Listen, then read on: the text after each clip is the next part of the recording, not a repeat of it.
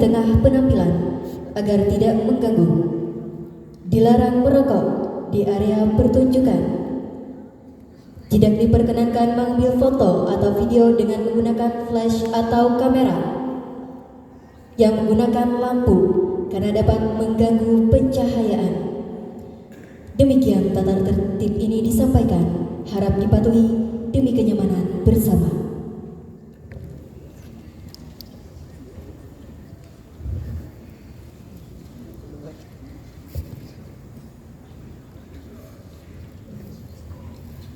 Teater Ayahku Pulang, karya Usmar Ismail, digarap oleh Muhammad Reda. Ayahku Pulang, kisah yang menggambarkan konflik batin, emosi, dan nilai-nilai keluarga dalam sebuah rumah yang telah lama kehilangan sosok ayah. Di suasana malam lebaran yang penuh harap dan tanda tanya, menguji keteguhan hati, pernyataan akan dosa dan pengampunan setiap anggota keluarga. Kisah ini diperankan oleh Jamaluddin Hakim sebagai Raden Saleh, Michelle Matika sebagai Tina, Najwan Sahid sebagai Gunarto, Tamara Afnisari Tambunan sebagai Maimunah, Intan Marsali Renata sebagai Bintarsi, dan Ehda Inayat. Sutradara Muhammad Reda, asisten sutradara Muhammad Nur Rifaldi, penata panggung Novia Sheba Olivia Norma Yuliani, penata lighting Muhammad Nur Rifaldi, penata rias Yulia Darmayanti, penata busana Vivi Maulida. Ayahku Pulang. Selamat menyaksikan.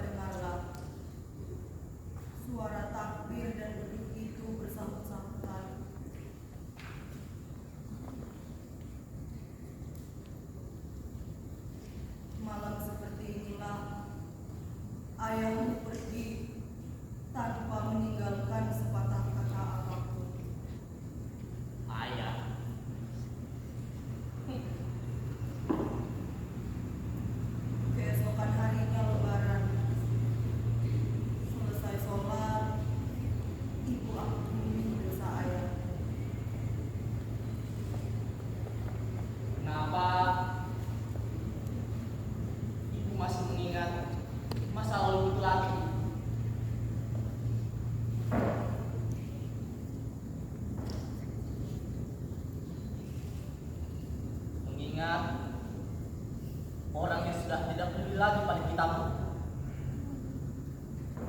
Merasa ayahmu masih ingat pada kita, Nato.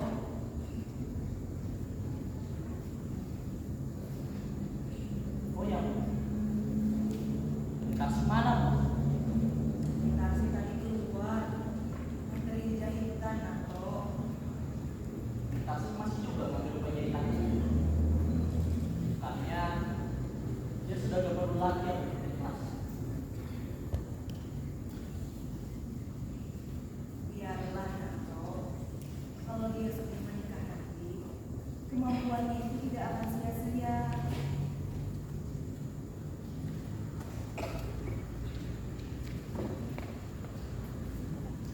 Sebenarnya ibu mau bilang kan, kalau aku gak cukup untuk kita sekeluarga, ya kan?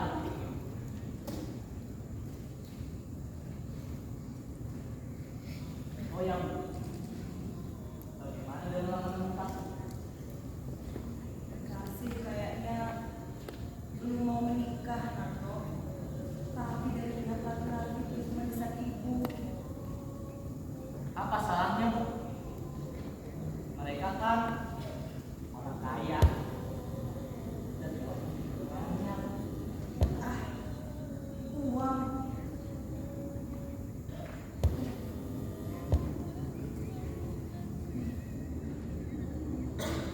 Tahu, bukan maksudku mau jual adik sendiri.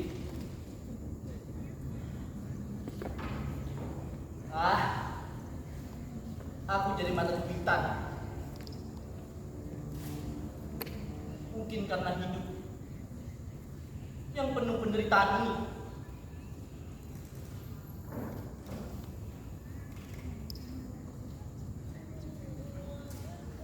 Ayahmu dulu, Nato, adalah seorang hartawan yang punya tanah dan kekayaan banyak sekali.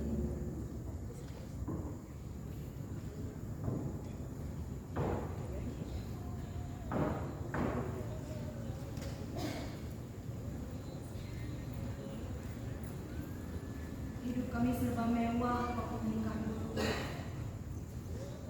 Tapi kemudian seperti pohon yang diterjang angin kencang, buahnya gugur karena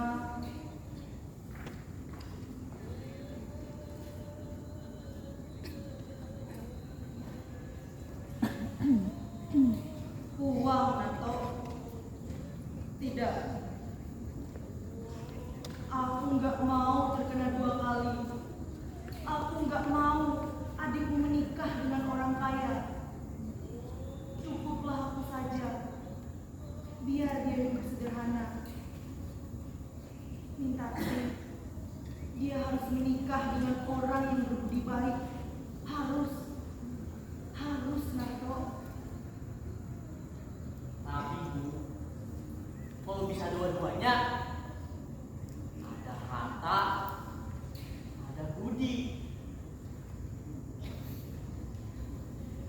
Mau cari di mana, Nato?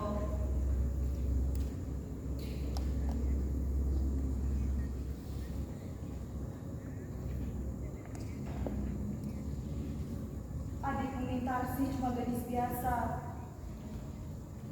Apalagi sekarang keadaan kita susah. Kita nggak punya uang di rumah. Sebentar lagi uang simpanan ibu pun akan habis.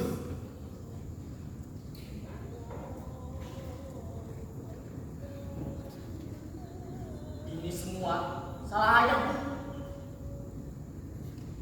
Sampai Mintarsih juga harus menderita.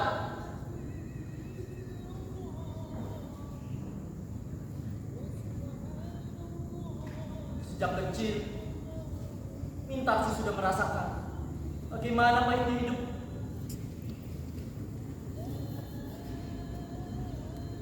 Tapi kita harus merawat ini.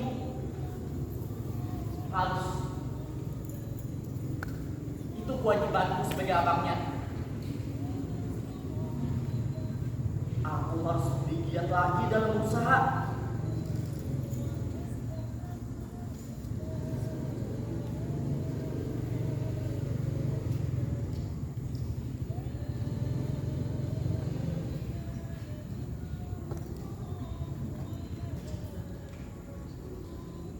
Andai saja aku punya uang 1 juta, Bu. Buat pernikahan Mintasi, 500.000 saja sudah cukup, Nato.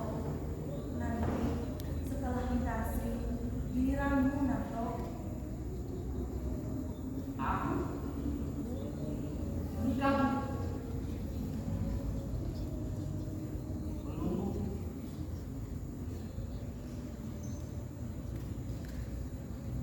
Belum bisa aku memikirkan untuk kesenangan diri sendiri, Bu.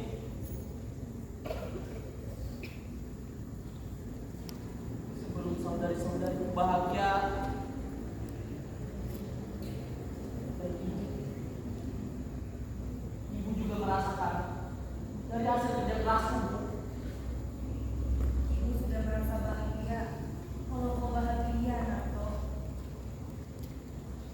Karena nasibku bersuami gak begitu baik. Dan kata orang, kebahagiaan itu akan turun kepada anaknya.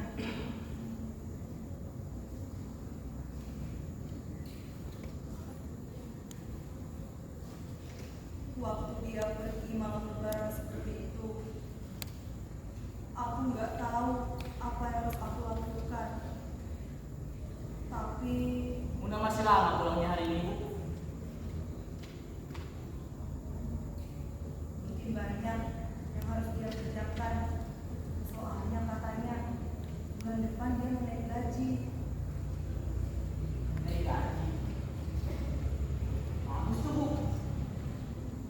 Udah memang pintar dan otaknya juga encer. Tapi karena kita gak punya uang, kita gak bisa nyekolahnya lebih tinggi.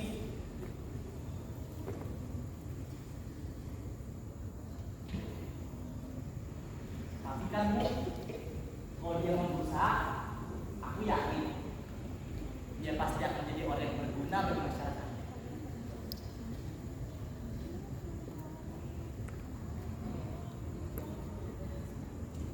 Nato, siapa gadis yang sering ibu lihat bersepeda bareng kamu?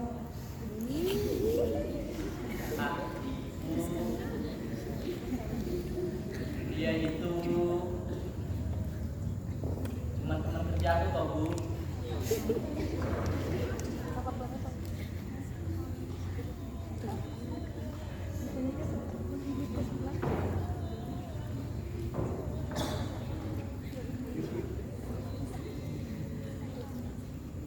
Tapi menurut ibu, dia cocok banget buat kamu, Nato. Meskipun ibu rasa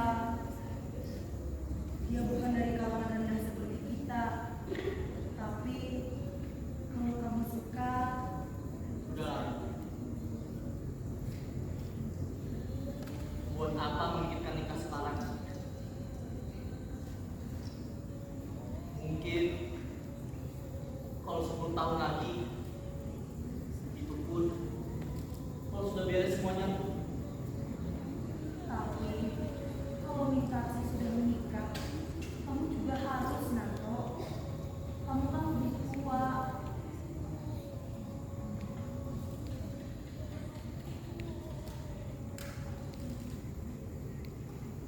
Waktu ayahmu pergi malam lebaran seperti itu, aku peluk kalian anak-anakku semua. Hilang akalku. Sudah laku. Buat apa ngungkit masa lalu itu lagi, Bu?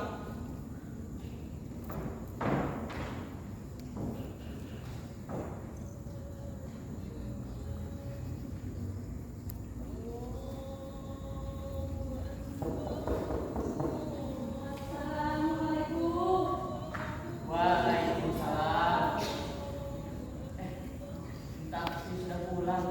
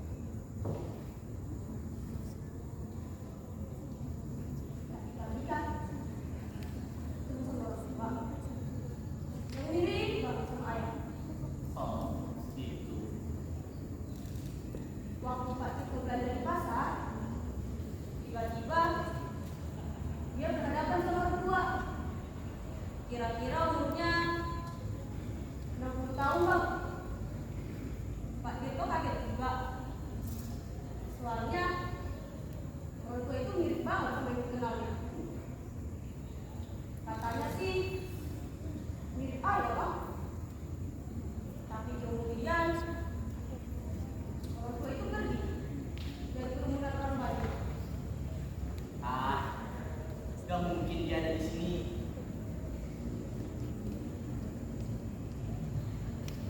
Aku kira dia sudah meninggal atau pergi ke luar negeri. Sudah 20 tahun sejak dia pergi pada saat malam lebaran seperti ini. Ada yang bilang dia di Singapura. Tapi itu sudah 10 tahun yang lalu. Waktu itu katanya dia punya toko besar di sana. Dan kata orang yang pernah melihatnya, hidupnya sangat mewah. Hidupnya memang mewah, tapi dia memang lumpur.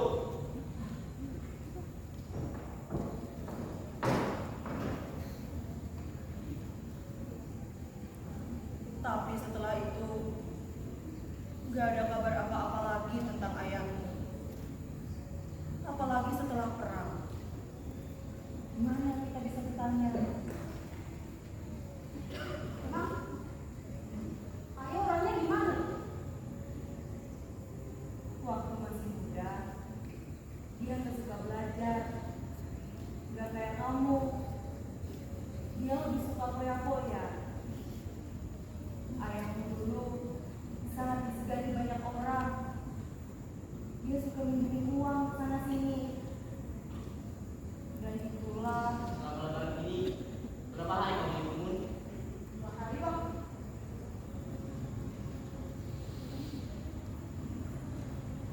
Oh iya, makanan yang coba minta kemarin gimana, Bu? Oh iya, hampir lupa. Masih ada makanan yang ibu taruh di atas meja.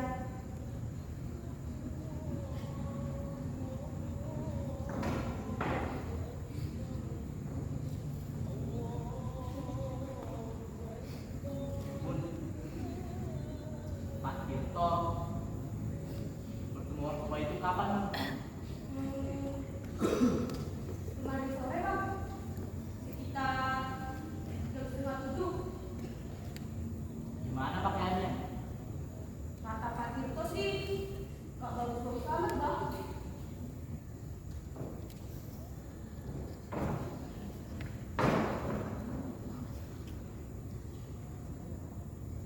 Pakaiannya sudah busuk dan kopiannya juga sudah terputih, Bang.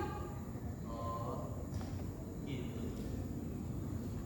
Bang, abang masih ingat lupa ya, Bang? Ingat lagi. Harusnya abang ingat. Soalnya umur abang masih 8 tahun. Aku aja masih ingat, Bang. Ya, walaupun samar-samar. Sudah aku bilang.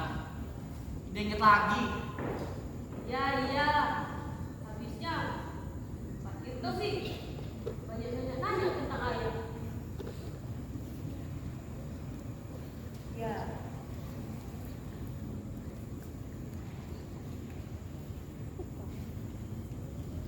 Kata orang, ayahmu baik hati. Apalagi kalau dia ada di sini sekarang. Di rumah ini. Besok lebaran. Tentu dia bisa senang-senang sama anak-anaknya.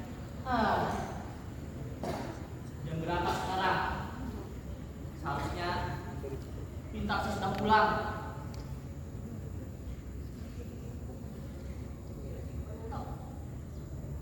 Ada kabar lagi nih. Tadi pagi kan aku ketemu sama orang muda. Dia ngajarin aku bahasa Urdu, Bang. Dan aku ngajarin dia bahasa Indonesia, Bang. Terus juga dia ngajarin aku lagu-lagu dari sana, Bang. Nah gini nih, Bang, contohnya.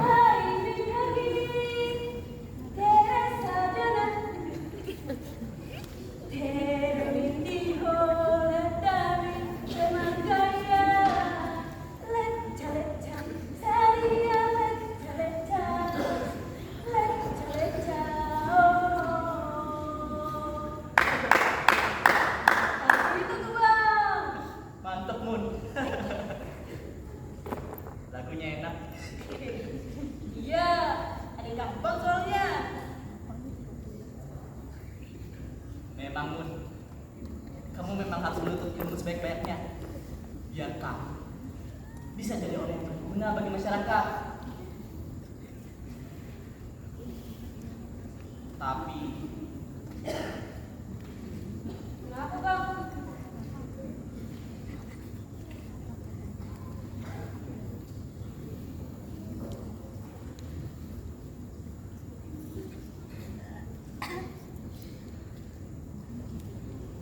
jangan kayak abang.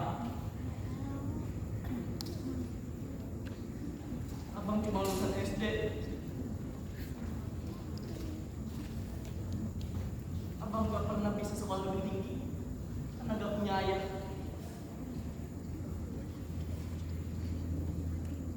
Tapi kamu yang sekolah lebih tinggi dari abang, berjuanglah. Abang yakin kamu pasti bisa memenuhi tuntutan dunia ini sekarang.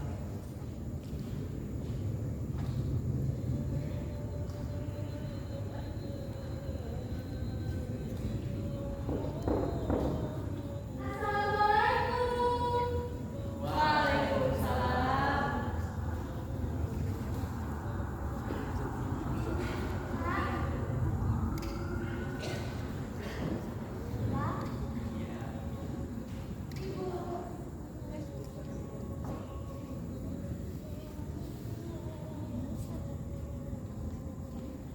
Udah pada berbuka puasa semua nih. Tadi kami nungguin kamu, tapi kamu lama banget.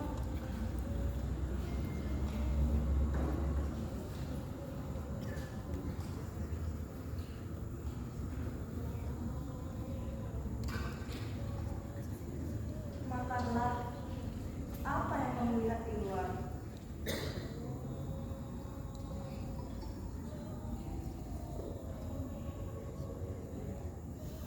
Waktu taksi lewat di situ tadi.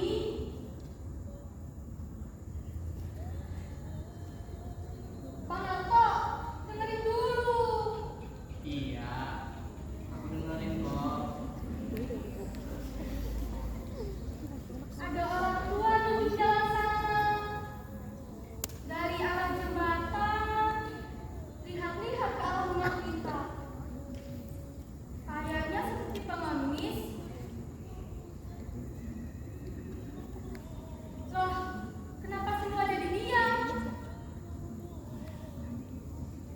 Orang tua, gimana rupanya? Agak gelap, Kak. Jadi, nggak begitu jelas kelihatannya. Tapi orangnya tampak kuku. Jalannya pincang. Terus wajahnya juga tampak sendu. Coba aku lihat.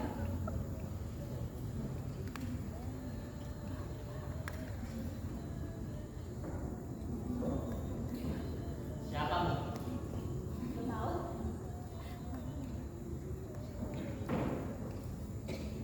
Gak ada orang kelihatannya, Bang.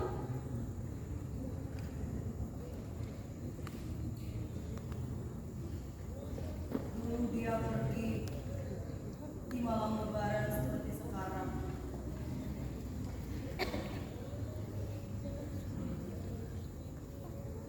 Waktu kami masih sama-sama muda dulu, kami sangat saling mencintai. Sejelek-jeleknya ayahmu, banyak juga kenangan yang bisa dilupakan. Nah, mungkinkah ayahmu akan kembali? Sudahlah Bu. Buat apa terus mengingat masa lalu itu lagi Bu?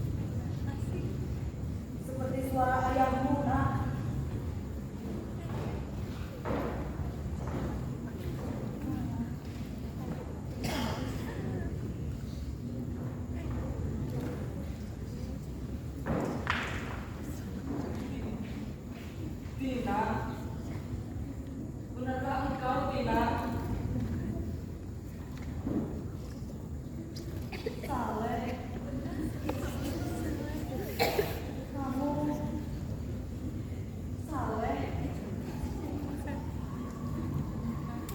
Kamu banyak berubah, Saleh. Tina, 20 tahun pisah kita telah mengubah wajahku. Dan ini pastilah anak kita semua. Iya, Saleh. Ini anak-anak kita semua. Sekarang sudah lebih besar dari ayahnya. Marilah duduk dan lihatlah mereka.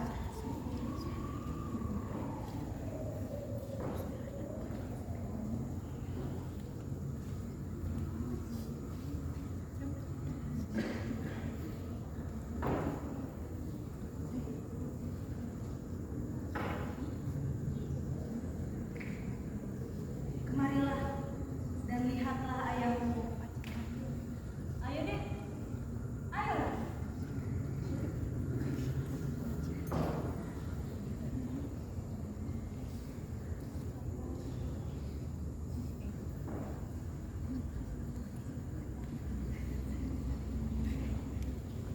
Ayah. Aku Muna. Luna, kamu sudah besar sekarang, nak. Waktu aku pergi dulu, kamu masih sangat kecil. Kamu masih lemah, belum bisa berdiri. Dan Mona ini siapa? Aku Mintasi, Ayah. Oh, Bintasi.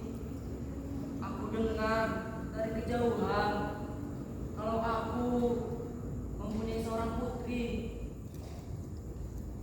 Kamu cantik, Bintasi, seperti ibumu waktu muda. Aku senang sekali. Tak tahu apa yang harus kulakukan. Aku sendiri juga nggak tahu harus mulai bicara dari mana. Anak-anak sudah besar begini. Kupikir inilah kebahagiaan yang paling besar. Ya, sepertinya anak-anak bisa juga tumbuh besar walaupun tanpa seorang ayah. Mereka sekarang sudah jadi orang yang pandai. Munato, dia kerja di perusahaan tenun. Dan Luna gak pernah tinggal kelas selama sekolah. Dan juga selalu dapat ranking 1 dalam ujian. Sekarang mereka sudah punya penghasilan masing-masing. Dan Mitasi, dia bantuin aku menjahit. Ah, Ibu bisa saja.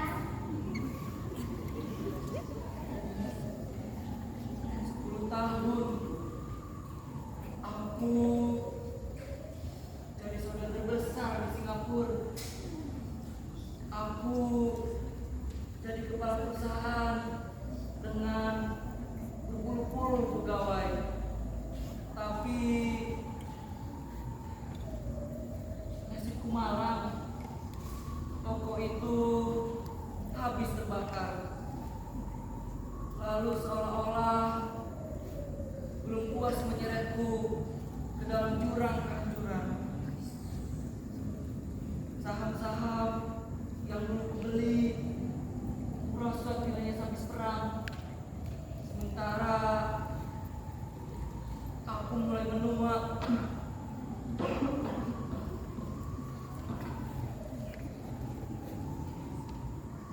Lalu tempat tinggalku, keluargaku, anak dan istriku seakan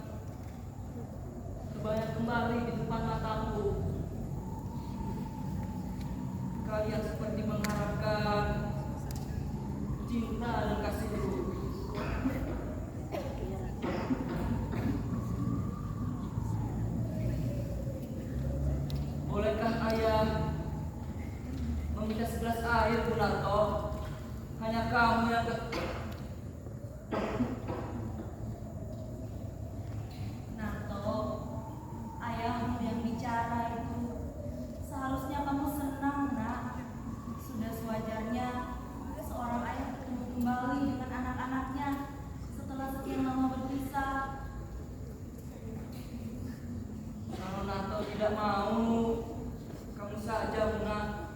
Mau ambilkan ayah air segelas. Baik, Ayah.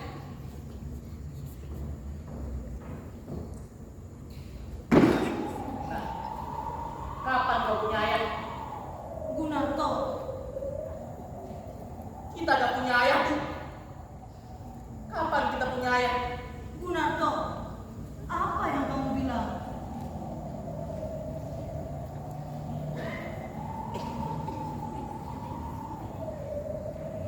Kita gak punya ayah, kataku. Kalau kita punya ayah, lalu buat apa kita hidup melarat seperti ini? Jadi budak orang.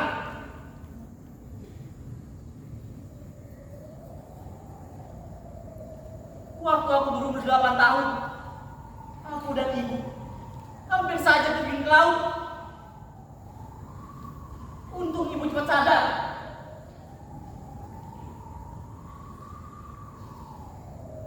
Kalau kita punya ayah, lalu buat apa?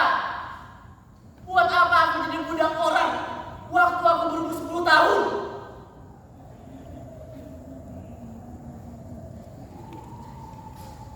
Kita gak punya ayah. Kita besar dalam keadaan sengsara. Rasa bahagia di hati sedikit pun gak ada.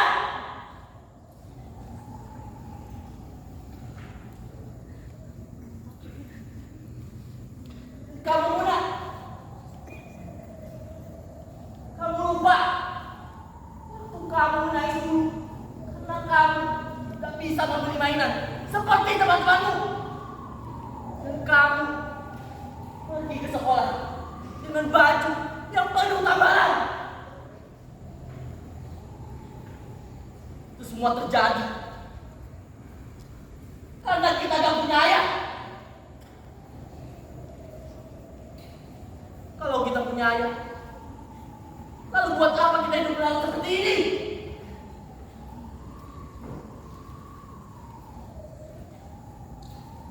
Tapi Bang, Ibu saja sudah memaafkannya. Kenapa kita enggak, Bang? Ibu seorang perempuan. Waktu aku kecil dulu, aku pernah menangis di pangkuannya.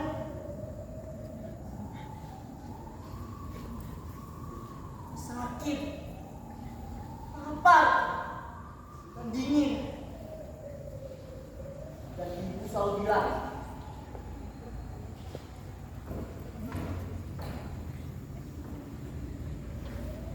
ini semua salah ayahmu, Narto. Ayahmu lah yang harus disalahkan. Dan aku pun tadi udah orang. Dan ibu nyuci baju kotor orang. Tapi aku berusaha sekuat tenaga. Aku buktikan kalau aku bisa memberi makan keluargaku. Aku putri yang paling mulia. Aku gak butuh bantuan siapapun.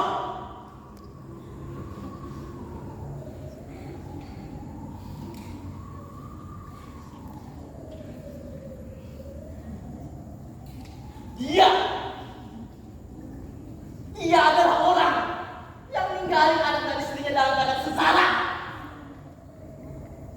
Tapi aku mau menjadi orang yang berguna.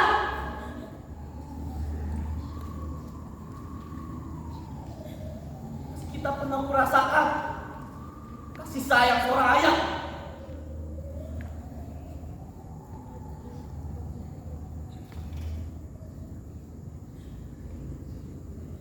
Yang terbayang di kepalaku hanyalah sosok ayah yang telah tersesat. Ia pergi dengan perempuan asing yang menyeret ke jurang bukan. Lupa pada anak dan istrinya, dan juga lupa pada kewajibannya karena hawa nafsunya yang telah membawanya ke neraka. Utang-utangnya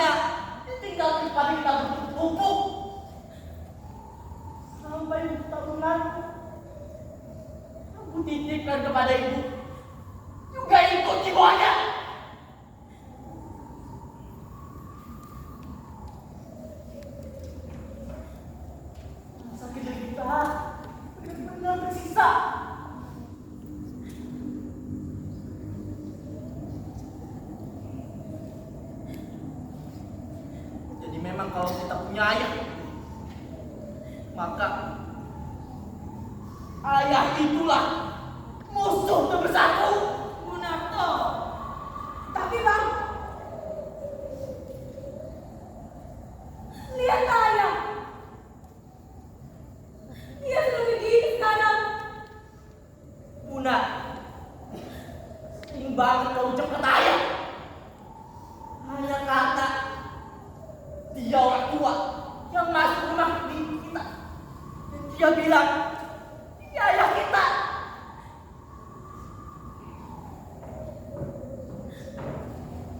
Padahal dia sama sekali gak kenal kita.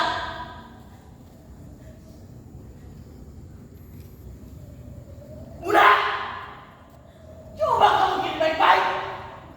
Apa kamu benar-benar merasakan diri kamu sedang berhadapan dengan ayahmu? Tapi Bang, kita ini darah dagingnya. Sepahit apapun kelakuan ayah, kita tetap anaknya yang harus merawatnya. Jadi menurutku ini kewajiban kita. Setelah dia memuaskan hawa nafsunya kemana-mana, dan dia pulang dalam keadaan kuat, kita harus merawatnya. Aku tidak sudi. Gunarto, teganya kau bicara seperti itu tentang ayahmu. Ayah kandungmu sendiri, Gunarto. Apa? Ayah kandung. Memang Gunarto yang dulu pernah punya ayah kandung. Tapi itu sudah lama. Sudah 20 tahun yang lalu. Dan Gunarto yang sekarang adalah Gunarto yang dibentuk oleh dirinya sendiri.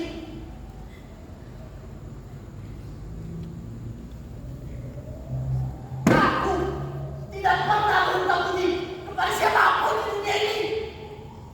Aku bebas, sebebas-bebas kamu.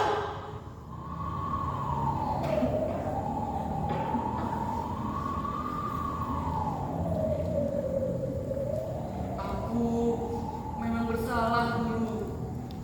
Aku mengakuinya. Itulah sebabnya aku kembali untuk menebus kesalahan dan dosaku. Tapi sekarang, ya benar kata Munato, aku hanya orang tua dan aku tidak bermaksud diterima di tempat yang tidak menginginkanku. Kalau begitu, baiklah, aku akan pergi. Tapi, tahukah kau Nardo, aku yang dulu dihormati, orang kaya dengan uang berjuta-juta banyaknya, kini diusir seperti pengemis oleh anak kandungku sendiri. Tapi tidak apa-apa. Sedalam apapun aku terjerumus dalam penderitaan, aku tidak akan mengganggu kalian lagi.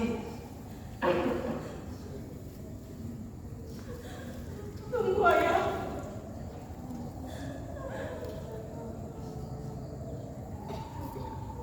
Kalau Gunarto tidak mau menerima ayah, akulah yang akan menerima ayah.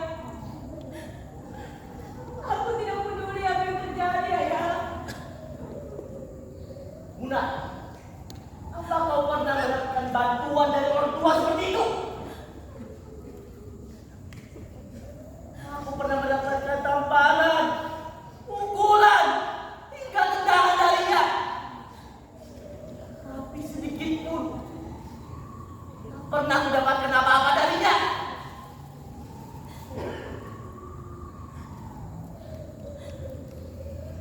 Jangan terlalu keras, Gunarto.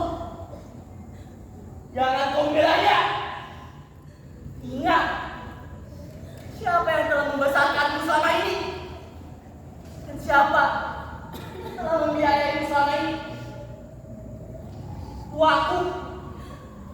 Aku muda. Dari hasil kerja keras sebagai buruh. Ayahku yang sesungguhnya adalah aku.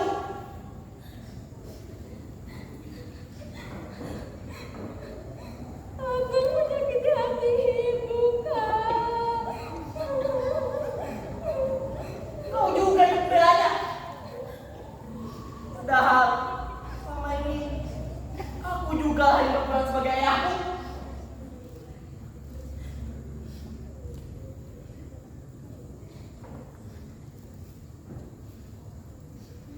Baiklah. Rawatlah orang tua itu. Jika kalian sayang padanya. Mungkin kau tidak pernah merasakan bagaimana pahitnya hidupku dulu. Tapi sudahlah. Demi kebahagiaan saudari-saudari sampai menderita seperti itu.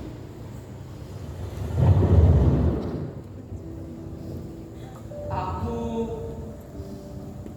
mengerti. Bagiku tidak ada jalan untuk kembali. Jika aku kembali, aku hanya akan mengganggu kedamaian dan kebahagiaan anak-anakku saja. Biarlah aku pergi. Mungkin ini jalan terbaik untukku. Tidak ada jalan untuk kembali ke tempat ini. Ayah. Kemana ayah pergi sekarang? Apa ayah punya uang?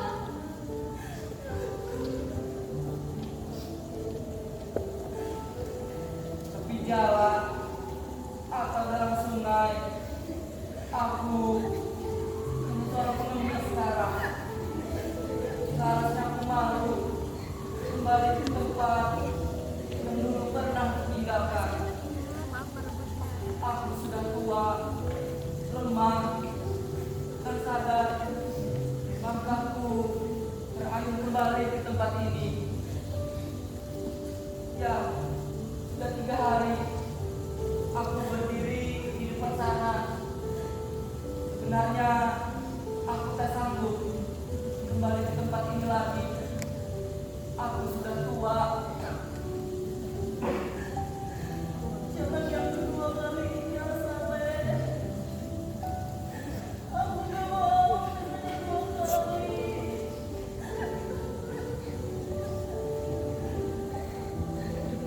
Dengarkan saja Bunarto. Biarkan aku pergi, Nina.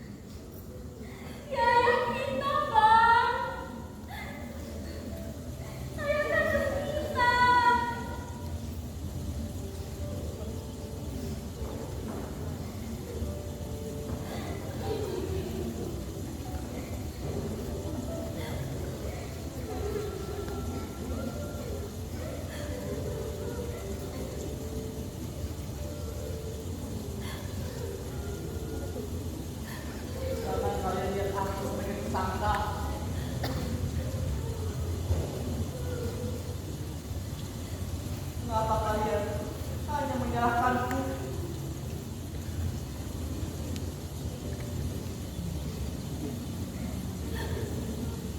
Sudah lama paksa diriku untuk melupakannya.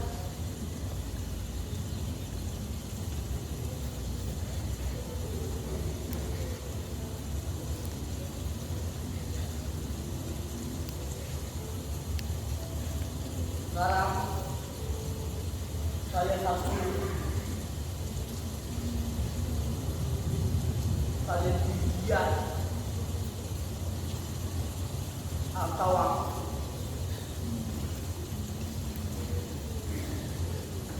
Tidak. Tidak, Bang. Aku akan menemani ayahku. Aku tidak peduli apa yang ingin dia lakukan. Kalau perlu, bunuh saja aku kalau mau. Aku akan menemani ayahku. Ayahku harus pulang, Bang. Harus pulang. Muna, kembali.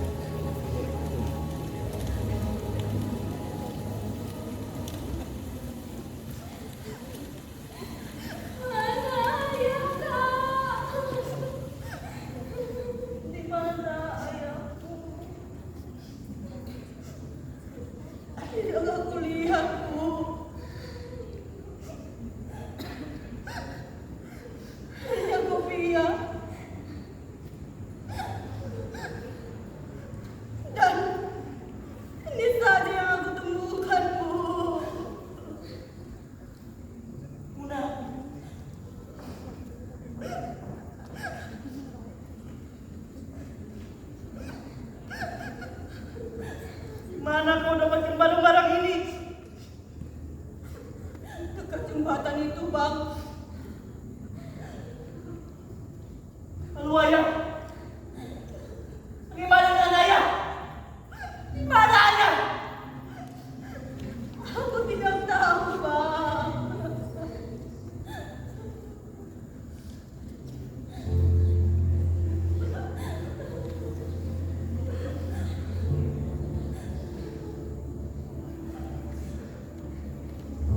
Tadi ayah